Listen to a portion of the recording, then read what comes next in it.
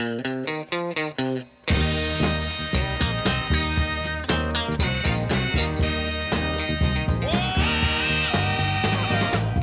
if you had to describe yourself or describe what you do in a sense, how would you put it?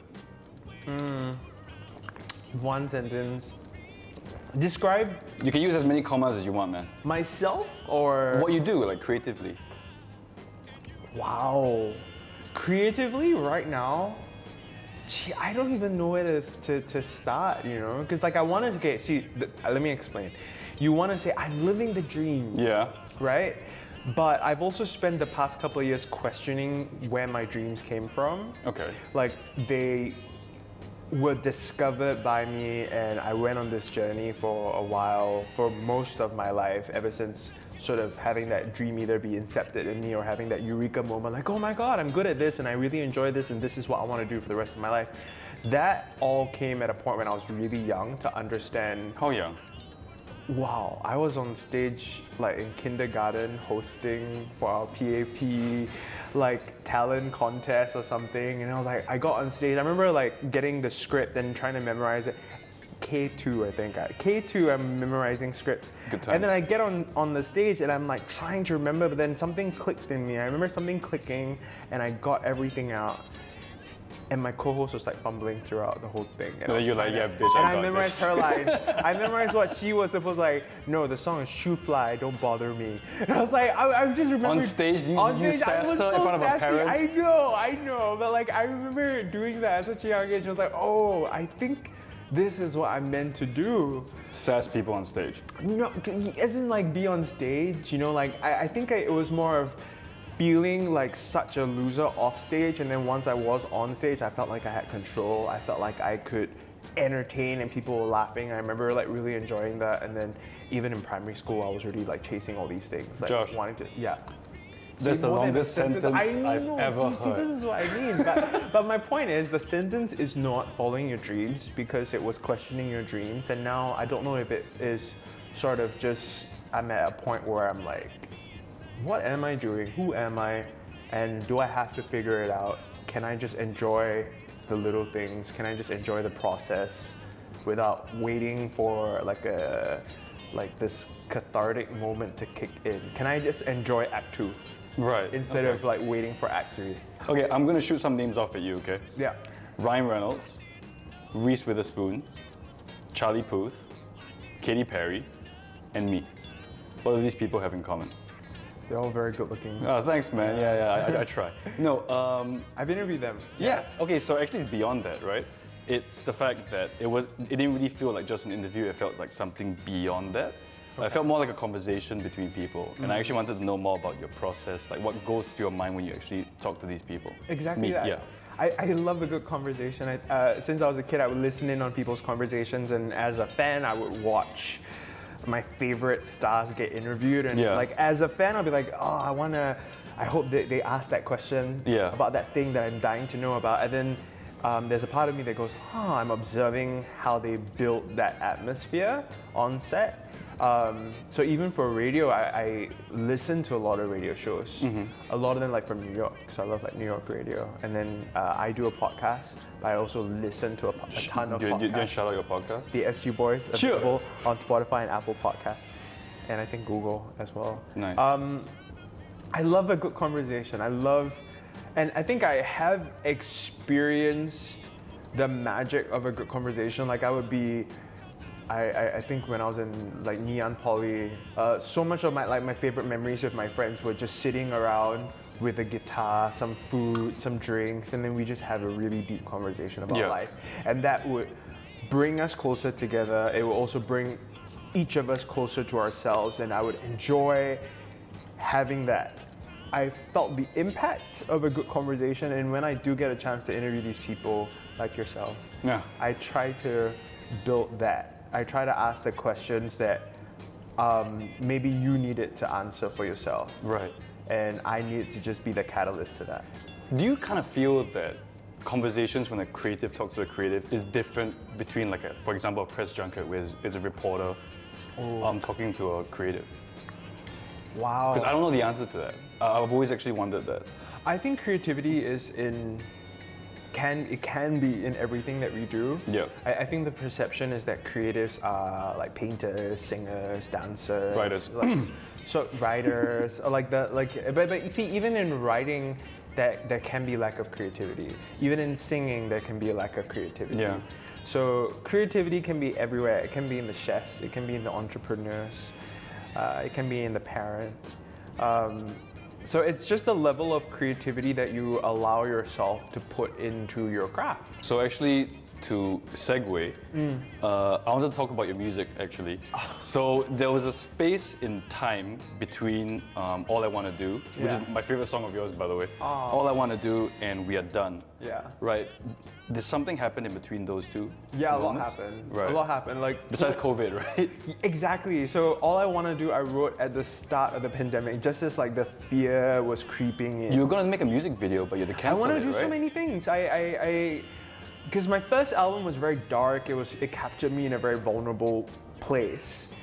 And then I started learning to walk again, learning to move, learning to enjoy life again. And then the pandemic hit, right? Yeah. And we were told, okay, it was that, remember that first week where all of us were going home as a nation? All of us were told to go home and stay home.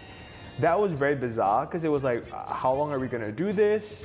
And then there was that article in the Straits Times about that poll about how artists are not very Non-essentials. non-essential. Non-essentials. Right. So I remember feeling that. And they made an artist do a graph for the non-essentials thing. Well, yeah, but it was just more of like there was so much talk about.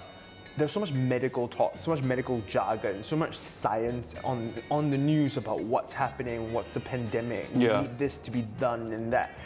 And I started looking at my skill set and realizing that shit, I don't know how I'm gonna contribute actually. Yeah, You know? I was the same actually. I really was the same, yeah. Yeah, I was like, shit, maybe I should have gone to like medical school or something. Like, I don't know what to do, right? Is my job at risk? I don't know what in my skill set can be useful in this pandemic. Live events, like for me, it really hit me. Yeah. Right. So I write from a lot of things that I say to myself, a lot of phrases. Whenever I write a song, I start from a phrase or a word. Oh, I like And that. The thing that I was constantly saying was, all I want to do is disappear. Yeah. And that is the chorus of the song. Because that's how I always feel whenever I feel nervous, when I'm anxious in a situation, I just want to disappear. If I like someone and I don't know if this person likes me back, it's like, I just want to disappear. So I thought of taking that, but also dressing it up in a very colorful, fun, electronic manner. Yeah. Because that's how I live my life, where I may be feeling very raw on the inside, but I try to wear a bit more color, or I try to be a bit more colorful in my speech or in my day, so that it maybe can help lift the inside up a little bit more, mask it a little bit also, but I try to rely on the funness of it to get through. And then We Are Done, which came out last year, 2021, that was at a point where I was starting to once again learn to walk again, learn to live with the state of the world. I think I found a way to contribute and to also enjoy life. And I started looking at a lot of the things in my life that I felt I burdened myself with. Like what? Certain people, certain habits that is unhealthy for my mind.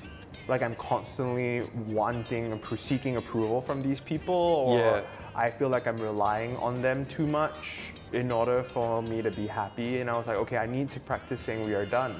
Because I have a theory about this. Yeah? Do you think you're a people pleaser?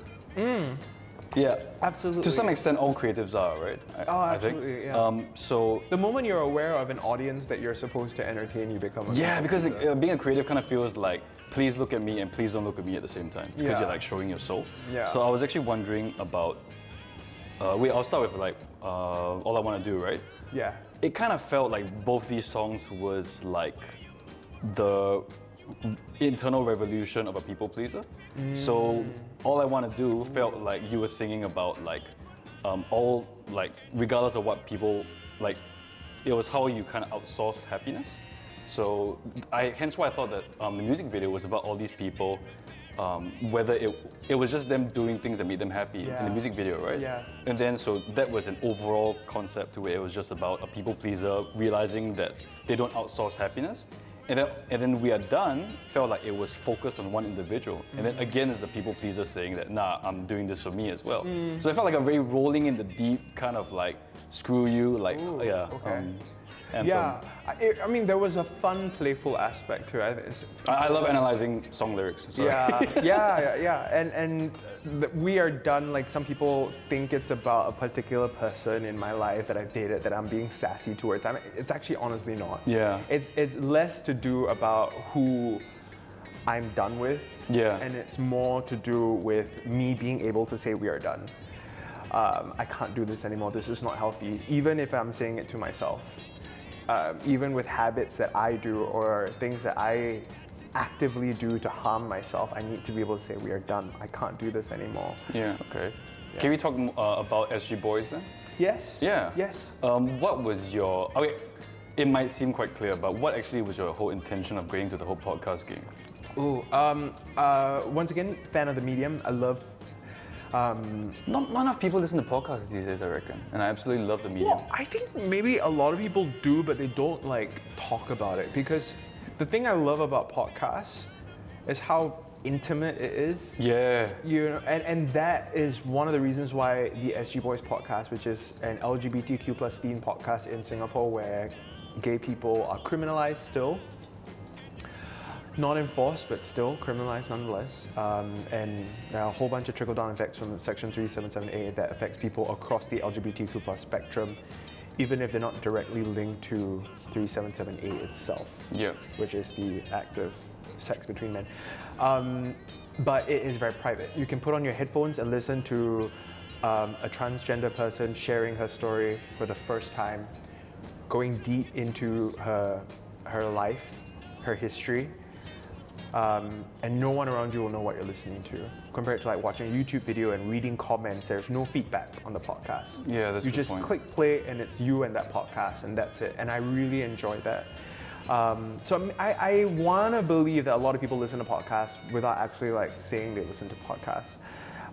But the idea for me came from, once again, loving podcasts and having such a deep connection with some of the podcasts that I was listening to in 2019 that like greatly impacted my life and caused a lot of shifts in my state of mind. And I grew a lot from those podcasts, and I thought, okay, if I'm gonna do a podcast, because I do a radio show already. Yeah, for sure. I already do a radio show, so if I'm gonna do a podcast, it's gotta be something that I can't do on the radio show.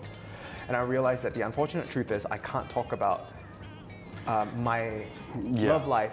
I can't talk about my coming out. I can't share another person's coming out story. I can't highlight these incredible stories from the LGBTQ plus community that have been long hidden through history in Singapore on my radio show, unfortunately. If the day comes where I can, there's no need for the podcast. We can do, the radio show will be home to these stories. But unfortunately I can't. So because of that, I thought, okay, I'm gonna do a podcast, and it's gonna be a group of people. We're just gonna talk about daily things, you know, falling in love, going on a date, trying to figure all these things out, because we don't have that education, right? It's very easy, I think, for a heterosexual person to like watch a movie and be like, okay, I'm gonna pattern my relationship after that, or I'm gonna learn from my mom and dad, or whereas for a queer person, there's lack of sex education. There's also a lack of learning how to behave and treat each other, and living in a country where you don't have your rights, where you aren't given that kind of respect, and you're kind of scratched out from the media. You also have a lot of sort of hurt here, and you don't know where to put that hurt or how to address that hurt. And when a person comes out in a country where they don't have their rights, the first thing they feel is shame, right? Yeah. And that shame metastasizes, it affects everything in their life. And unless we learn to curb it, and that's why coming out is very important, right? Because you're taking pride over something that you would have so much shame about. It can be a very powerful thing. So I actually posed the question to my followers and asked them if you could ask Joshua Simon a question, what would you ask? Okay. And there was a few, but I picked my favorite one. Hooked onto your recent song because of Adam's introduction to it. The line, all I want to do is disappear, stuck with me. Do you still feel that way? And if the answer is yes or no, why? Yeah, I do still feel that way. I think just because you write a song and you sing it over and over and over again on the chorus, does not mean that you're completely free from it. Yeah. I recognize that that has been a habit of mine, a bad habit of mine for a very long time, where I constantly ask myself, do I have a place in this room? Do I have a seat at this table? Do I have purpose? Because that's essentially what the song's about, right? All I want to do is disappear because I feel like I don't want to be here because I don't know where I fit. And I tell that to myself so much that it's at the back of my mind, in my subconscious, so I have to always be careful to catch myself and be like, no, that's not true. So I do still feel it from time to time when I do get nervous, when I feel insecure, and then I think, oh shit, I just want to disappear. I don't know where I fit. And then I remind myself, no, that's not true. So it's like an ongoing thing for all of us, actually. Oh yeah, I don't know if I'll ever be completely free from it, but it's I like where I'm at right now, where I feel like I've got like my finger on it. Who are some of your favorite local creatives that you want to shout out? Off guard? Okay. Yeah, ooh, shout out. Okay, there's this guy Indran who is an incredible music critic. I got to know him because he was working at Bandwagon Asia when I first met him, and he reviewed my music. Oh. And as a fan of music and also reading reviews, I geeked out. I was like, oh my god, your language is so colorful. Yeah. You're reviewing my track. Even if you give me an F, even if you give me a half star, Yeah. I would just be happy. Frame it up, tattoo on your body. Oh my god, Yeah. you're reviewing my song because I've read so many reviews of other people's stuff, and now I want to get. So he's an incredible writer, a very incredible writer. Now he runs, I think, Nevermind magazine in Singapore, where he also reviews other people's music. And sometimes I'll like, when I'm writing a song, I'll think, okay, will Indran like this song? You know, I can't help but think of it that way. So I think he's incredible as a music critic. One of my favorite musicians in Singapore, Haneri. She used to go by Daphne Khoo from Singapore Idol. Oh! And I'm showing love to Haneri not because she's like a mega star selling out arenas or anything, but she has a new song called Start Again, and it's all about how she dedicated 10 years of her life to chase that pop star dream, going to Hollywood. And then in this song, she's saying, hey, maybe it was not meant to be. Maybe I'm meant to just come home to Singapore and I want to start again. And that takes so much courage. Yeah, absolutely. That takes so much courage. So I want to give a shout to her. I think she's incredible. Incredible with the guitar, incredible with like dance music. She does have like millions of plays on Spotify as well. But she's also like a genuinely good person to like just like throw down beers with. Awesome. Yeah. Daryl Yam, incredible writer. Daryl Yam, amazing writer. Incredible amazing writer. Dear friend. He's one of those people like you where I will read his book and be completely immersed. Shout out This Life Electric by Shout Adam out Tai. to This Life Electric by Adam Tai, and also shout out to Daryl Yam, Kappa Quartet. I've read that book over and over and over, like certain sections over and over. I can picture it in my mind. I'm like, how are you able to He's an amazing writer. This, I'd love to have him on. right? He's an amazing writer. There's no movie, but I see the book in my mind and all the things that happen in the book, and it's so real for me. I picture the izakaya and all that, and Mr. Five, and I'm like, how are you able to create? And that's why I have so much respect and love for writers, people who write novels, because I get very astounded by it, and I write a little bit, but I don't think I'll ever be You able can to, write. Yeah, but I don't think I'll ever be able Yeah. to. I'm able to say, like, I don't have that. I don't think I have that gift that writers who write novels have. It's insanely powerful to create like that and to rely on our imagination. Okay, give me 3 words. Any 3 words, and I'll turn it into a poem. This is real. It's real, not dude. like a prop or It's not a anything. prop. Shit. Random 3 words. Any 3 words. First 3 things that come to my mind. Or something that's significant to you. Avocado. Okay, I have a master's in English. How do you spell avocado? Avocado. Okay. Avocado. Yeah. Boy. Like B-O-Y or B-O-I-I-I? Like boy. Okay, sorry. B-O-Y and I don't want to say all these cheesy things like hope, love, heart, soul. love. No. No, you went with avocado, so we're starting off strong. I'm very curious how you're gonna figure out how are you gonna fit avocado into this poem? I'm making it hard for you. Yeah. Cold.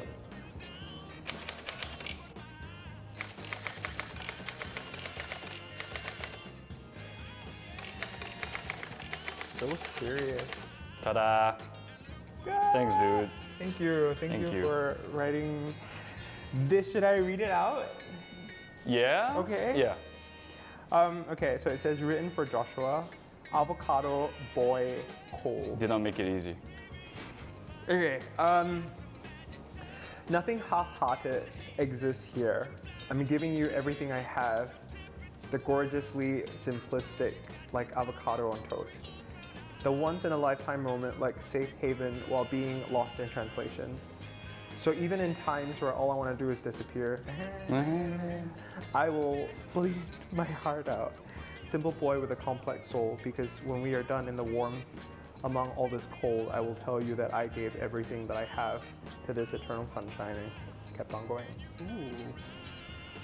Yeah, no pele, should be Hey, thanks so much for coming, man. Thank you. Thank you. Oh, wait, one last question, sorry.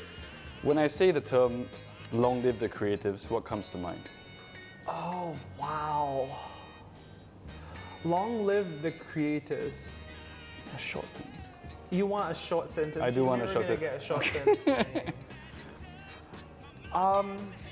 I think of the energy, the creative energy, like long live that, right? Because I sometimes get afraid that, sometimes I fear that we'll lose that, you know? And then it goes into a world where we're, you know, like we talked a little bit earlier about how we live in we're looking for real in an unreal world. Yeah. Right? And everything we do there is a level of kabuki-ness to it, a level of theatricality. You love that word. Which I like the fantasy, but then there has to also be that pure spirit, that spark that also balances out with fantasy. And I think, like I just hope creativity never dies out and we don't just become like robots doing tasks and working with other robots doing tasks. Cheers. Long live the creative. Long live the creators. Hi, thanks for watching. So I'm Adam from the Novel Encounter, and the whole reason of me doing this is not just to empower creators, but to celebrate them too. So if you enjoyed what you saw, please like, subscribe or comment, and I'll see you next time. What do you have after this? Well, I have to play my video game. You have to play a video game. I have to play my video game. I have to play my video game, guys.